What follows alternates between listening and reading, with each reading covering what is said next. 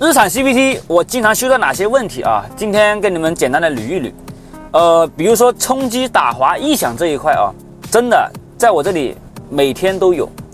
第二个，它的技术层面确实在所有 CVT 行业里面算是顶尖的了啊，这个不可否认，是吧？但我说这些话题，我并不是想去黑它，我只是站在维修的角度去把这个问题呈现给大家而已啊。所以说，如果说你是车主，有遇到过这样的问题的话，有遇到过这样方面的烦恼的话，欢迎你在评论区带上你的车型，带上你的问题，咱们一起探讨探讨，研究研究到底是什么情况导致的啊。我说下我简单的看法。第一个，它的技术层面是很牛，但是它的材料质量这一块啊，可能真的是质量问题呢，还是说车主驾驶问题？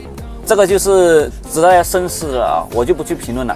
第二个，它的阀体这一块控制逻辑是相当完美的，但是它的变成内部，因为金属嘛，容易产生粉末，所以导致它的控制精度太精了。一旦有这些铝粉、铁粉进入阀道，就会导致各种各样的卡滞，所以容易阀体这一块也是特别容易出问题的。不知道是它的油格过滤性不好，还是说其他方面导致的啊？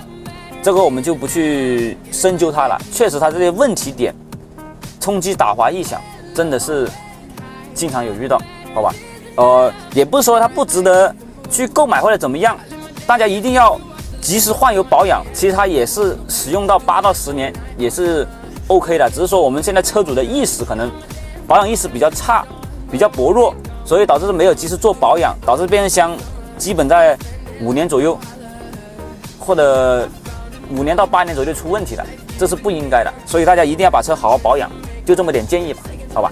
第3点，你们在评论区留言吧，咱们探讨探讨。